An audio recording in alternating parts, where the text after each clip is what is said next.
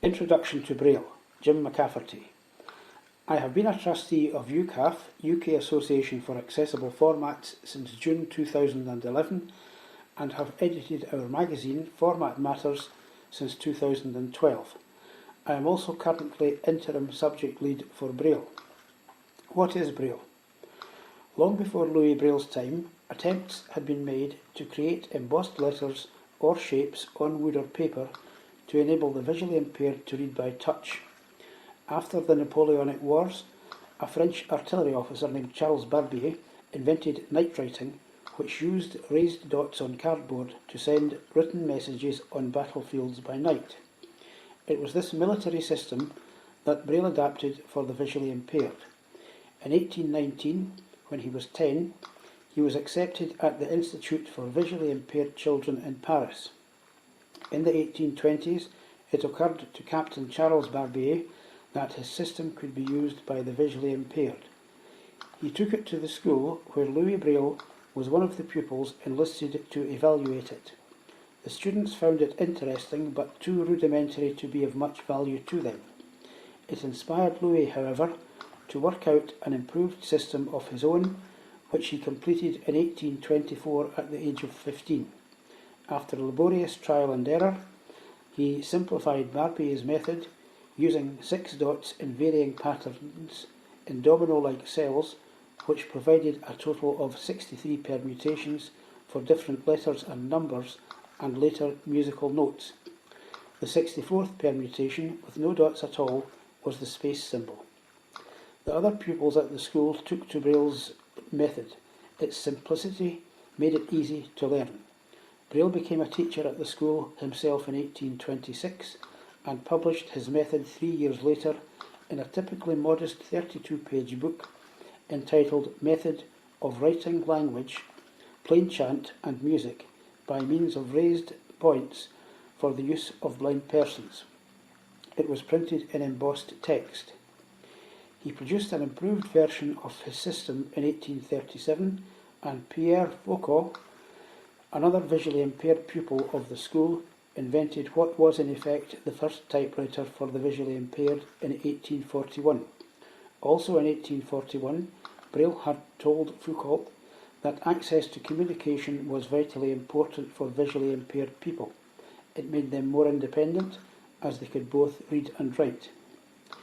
The Braille system, which enables visually impaired people to read and write, was introduced to the United Kingdom in the latter half of the 19th century.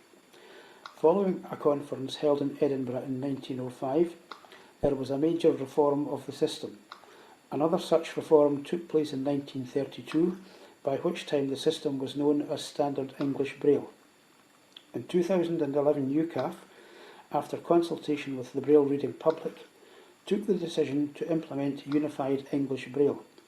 There was a 5-year implementation programme from Standard English to Unified English Braille. Training was given throughout the UK and material is still available from RNIB, Royal National Institute of Blind People. What's happening with standards? Unified English Braille was developed over a number of years by ICEB, International Council on English Braille, and indeed continues to evolve. The concept behind UEB is that Braille can be standardised in English-speaking countries where it is used, thus enabling an easy interchange of files electronically. Those countries include Australia, Canada, Ireland, New Zealand, South Africa, United Kingdom and the United States of America. Standards for producing Braille are constantly being developed, including those for mathematics, music, etc. by ICEB, on the executive committee of which UKAAF has a representative. Similarly, print symbols are often debated nationally and internationally with a view to replicating them in Braille. UEB is therefore much more versatile, and to date symbols include those for bold, italics, underline, the copyright and trademark signs, and the tick mark. The rulebook for UEB is regularly reviewed and updated. It is available as a print, online electronic or Braille document, the latter running to several volumes. What resources are there for learning and learning about Braille? There is a lot of material available for learning and learning about Braille, and I can only scratch the surface here. For more information, please contact the UKAAF or RNIB websites www.ukaaf.org and www.rnib.org.uk respectively. For young children, there is hands-on, where learning is supervised by a teacher. Younger and older adults have a choice. Fingerprint allows learners to teach themselves abbreviated or contracted Braille, and Dr. Dots is a course for those who prefer to read Braille which is written out in full. UEB training is available online, and for people with sight who wish to learn Braille, the Braille Primer is there to assist. UKAAF has produced a very useful document which details changes from Standard English to Unified English Braille following implementation of the latter. A number of organisations for the visually impaired throughout the UK also teach Braille, often to a very high standard. What important technological developments are happening with Braille? Throughout the evolution of Braille, various methods have been developed to produce it. To begin with, there was the handwriting frame, where each dot was laboriously punched out. A number of Braille writing machines were designed and invented, including the one already mentioned, but probably the most widely used is the Perkins. Introduced around 1950, it has stood the test of time. Some years ago, the Perkins Institute in the United States of America, from which the machine bears its name, has developed a more lightweight, mainly plastic version. Since the 1980s, attempts have been made to introduce devices which produce Braille electronically. I first came across the Braille Writer in 1984, designed and distributed by Pathway Communications of Hereford, United Kingdom. This was very limited, as it only had a random access memory of 10K, but at the time it was revolutionary. Currently I use the Braille Note, designed and manufactured by Humanware, whose European headquarters is in Rushton, Northamptonshire, United Kingdom. This allows me to create documents in various file formats, keep details of addresses, appointments, etc., and both send and receive emails. I can also access the Accessible Library Trust website to download books, where there is a treasure trove of reading available to me. Most of the electronic devices for producing Braille are very expensive. More recently, however, some low-cost devices have been introduced, such as the Orbit Reader and Braille Me. They use either Duxbury or LibLouis software translation programs. How to demonstrate the use of technology. I have used my Braille Note to prepare this document, and am using it to make my presentation. By attaching it to either a printer or Braille embosser, I can produce hard copy documents in print or Braille, the system I have come to know best, which has served me well for over 60 years. How is Braille being used? Since its development, innumerable uses for Braille have been devised. Firstly, it allows visually impaired people to read for pleasure.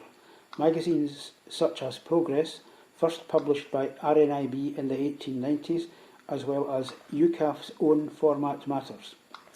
In addition, both classic and contemporary novels have been and continue to be produced, together with reference books and instruction manuals. To assist with the education of visually impaired people, some specialist codes have been devised, such as mathematics, music, and some foreign languages. Personal documents, such as financial statements and utility bills, are regularly available. In the home, it is used for labelling. CDs, chargers for electrical appliances, etc. For me, it also means my being able to keep information confidential, such as national insurance and passport numbers, together with bank account details. More than that though, Braille allows visually impaired people to get involved in their local community. Examples of this include becoming involved with local youth organisations, a local church, of Residents Association. A very welcome use of Braille in recent years has been its being produced on the packaging for pharmaceutical products. Increasingly, it is appearing on supermarket products, both comestible and domestic, in lifts and on trains. Airlines too often have Braille safety instructions for visually impaired passengers. Museums and other exhibitors who allow visitors with a visual impairment to examine exhibits by touch often have details in Braille. One local example of this is the Honours of Scotland exhibition, which is housed in Edinburgh Castle. Next steps, the future of Braille. Through organisations such as UKAAF and ICEB, Braille codes will continually be reviewed and developed to make them more compatible with print. Mention has already been made of the online training for learning UEB, an extremely welcome innovation. More learning and teaching materials will also be enhanced, thus making Braille readily available to visually impaired people. For me, the future of Braille really does look bright. When I first learnt to read and write, I never dreamt for one moment that I would be using a device like a Braille note to prepare and deliver this presentation. Whilst at school, I was taught by a number of visually impaired teachers, and I often think how much easier and more rewarding their job would have been if they had had the use of technology available to me. Finally, there is the introduction of low-cost Braille displays such as the Orbit Reader and Braille Me already mentioned, which make electronic devices much more affordable for visually impaired people to buy. Who knows what may be just around the corner.